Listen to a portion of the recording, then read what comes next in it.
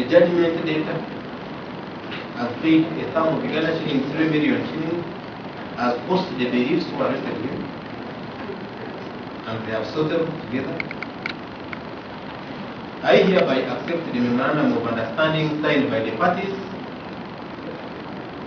and read the judgment data pursuant to Haidil on custody.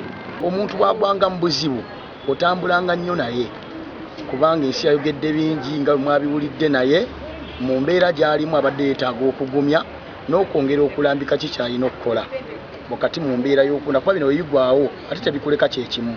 Kino ekigudde ku Maulana kisobola okugwa ku mulala yenna naye nze kye mukubiriza kiri kimu.